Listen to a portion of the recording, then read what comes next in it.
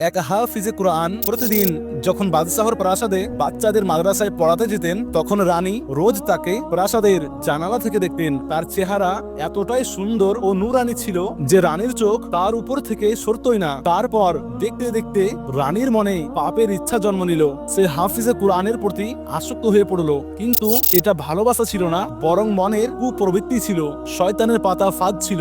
একদিন রানী সুযোগ পেয়ে প্রতারণার মাধ্যমে হাফিজে কুরআনকে প্রাসাদে ডেকে নেয়। সে দাসীকে বলল যে গিয়ে হাফিজে কুরআনকে এই বলে আমার কাছে নিয়ে আসো যে রানী কুরআন পাকের কয়েকটা আয়াত শিখতে চান। হাফিজ সরল মনের মানুষ ছিলেন। তিনি মনে করলেন যে সত্যিই বুঝি রানীর মনে সঠিক পথে আসার আগ্রহ জেগে উঠেছে। তাই তিনি কোনো দ্বিধা ছাড়াই প্রাসাদে চলে গেলেন। যখন তিনি ভিতরে প্রবেশ করলেন, রানী দরজা বন্ধ করে দিল।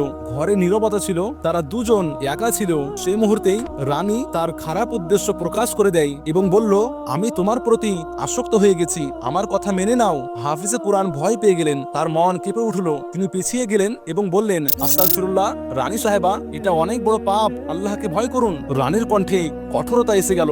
সে বলল, যদি তুমি আমার কথা না মানো তাহলে আমি চিৎকার করব এবং তোমার বিরুদ্ধে অভিযোগ করব যে তুমি আমার উপর জুলুম করেছো। কে আমার কথা বিশ্বাস করবে না? আমি রানী আর তুমি একজন সাধারণ হাফিজ। হয় আমার কথা মেনে নাও, নয়তো মৃত্যুর জন্য প্রস্তুত হয়ে যাও। হাফিজে কুরআনের কপালে ঘাম এসে গেল।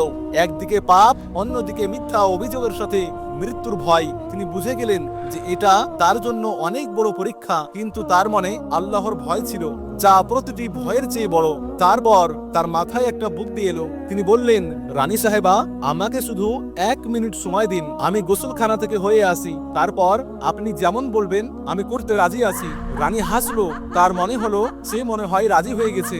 বলল, ঠিক আছে, যাও। হাফিজ সঙ্গে সঙ্গে গোসলখানার দিকে ছুটলেন। ভিতরে ঢুকে দরজা বন্ধ করে দিলেন এবং তারপর এমন একটা কাজ করলেন যা ইতিহাসে দৃষ্টান্ত হয়ে গেল। তিনি তার শরীরে নোংরা মেখে নিলেন, মুখে, হাতে, কাপড়ে, সর্বত্র। এমনকি তার চেহারায় বদলে গেল এবং তীব্র দুর্গন্ধ ছড়িয়ে পড়ল। রানী বাইরে অপেক্ষা করছিল।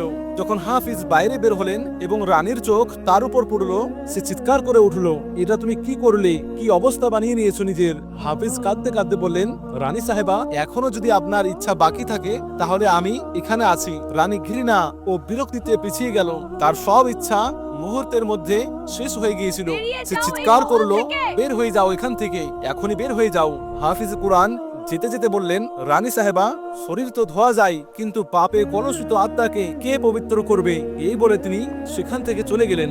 রানী সেখানেই দাঁড়িয়ে রইল। তার উপলব্ধি হলো যে যেই মানুষের ঈমান এতটা মজবুত, সে আল্লাহর দরবারে কত উঁচু মর্যাদা রাখে। সে হাফিজে কুরআন তার শরীরকে নোংরা করে নিজের আত্মাকে বাঁচিয়ে নিলেন। বলা হয় সেই দিনের পর থেকে সেই হাফিজে কুরআনের শরীর থেকে এমন একটা সুগন্ধ আসতো, তা সুখে অভিভূত হয়ে যেত।